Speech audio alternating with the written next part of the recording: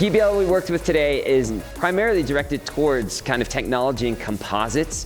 The lesson plan kind of calls for students to discover different materials that can be used, whether it's sugar or flour or even just water, along with strips of paper or strips of cloth, to be able to make some medical technology that can be used to stabilize injuries in the backcountry. My group is working on a composite made out of Mod Podge glue, newspaper that goes around the wrist. My goal is to have a product that functions and can be used by people that is lightweight and inexpensive.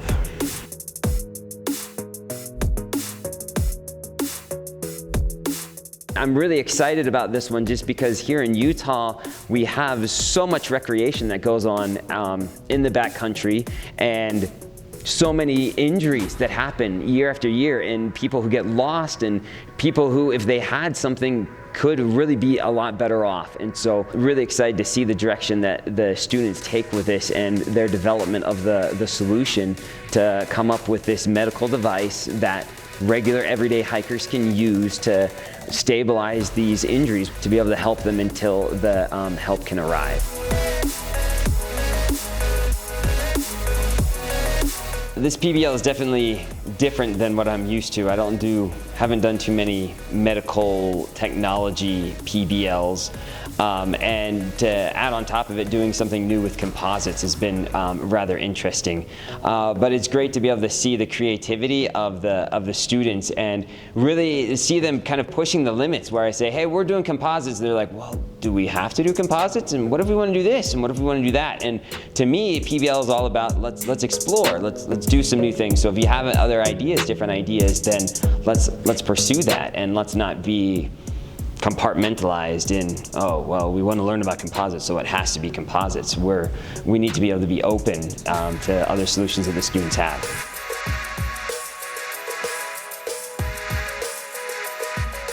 The very nature of PBL is that we're not just looking at a siloed approach. And so it's not just what's your solution, but it's how did you come up with the solution? How are you going to present the solution to someone else so that they will give you funding, or in this case, give you a good grade?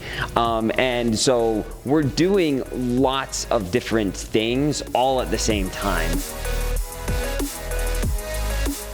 Really, a lot of these students are so used to, we go to Google, we type in our answer or our question, and we get an answer, and that's it, done. End of story. We don't need to do anything else. And having to have a process which they have to go through and do multiple iterations and work to get the good solution is something they're not used to. And so for me, one of the things I hope that they're getting out of this is that you have to work for it, and the best solution isn't always the first one. I learned some research skills. You have to figure out what type of, what you're using, because if you're trying to figure out something that will stick it together, you don't want it when it's dry to be if it would crumble, or if it would you want it to stick together and not crumble. Yeah, it's super fun and it's a pretty good learning experience. You have to let go. You really have to let go of the control. As a teacher, we want to have everything be in line, and we want to have our kids doing exactly what we want them to do, and we want everyone coming to that awesome, amazing solution.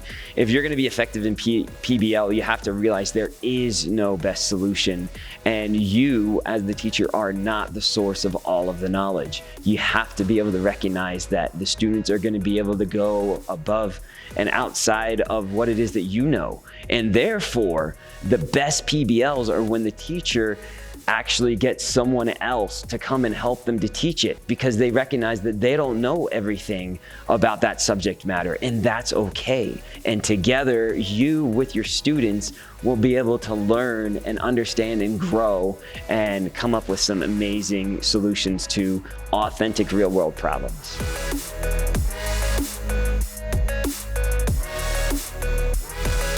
So my guest speaker came in from the Salt Lake Search and Rescue Team here in Salt Lake County, and he kind of introduced it to them. I'm hoping that next week he'll be able to come for kind of the final thing so that they can present to him and say, here's what we came up with. And I would love for him to be able to give them some feedback as well to say, this looks great, this is a cool idea, or maybe, what do you think about this? What do you think about that? And how could we improve it so that the students can continue having the learning happening. The thing with PBLs is it's going to be messy, and especially if you're doing it for the first time, it's definitely not going to pan out the way that you hoped or the way that you anticipated or even the way that the lesson plan is written. But what's really important is that you continue to do your research and come prepared with ideas to be able to help guide the students. Like for me, for this one, I thought that I'll just give them materials and they'll fill out the chart and it'll be beautiful and they'll make amazing discoveries and they'll have great solutions. And we had a bunch of glue and Mod Podge and flour and cloth and things all over the place, and tons of gloves got used as well, even though they didn't need the gloves. And so I don't care. It's just materials. We can replace it. It's okay. What's more important is that the students are having a learning experience, that they're able to go through multiple iterations of coming up with a new solution. When you're doing PBLs, you need to be able to have that flexibility and have those materials available for the students, because that's what's going to enable them to be creative and come up with those solutions outside the box. If they're stuck with just this and this and this and they can only use that amount of it, then all of their solutions are going to be the same and they're going to be bland and they're not going to be that exciting. But as you give them more freedom, they're going to be able to come up with better stuff. I like how we get to work with our friends and how we all get to be hands-on, and that we get to just work together and build something that could potentially help someone. PBLs are probably the hardest type of teaching that I have ever done. Looking back and seeing now this experience with these students in a different class, this isn't even CCA that I'm trying out this PBL.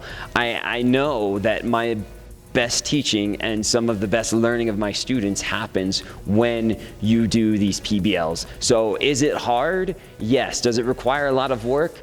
Yes. But the dividends that you get are so worth it.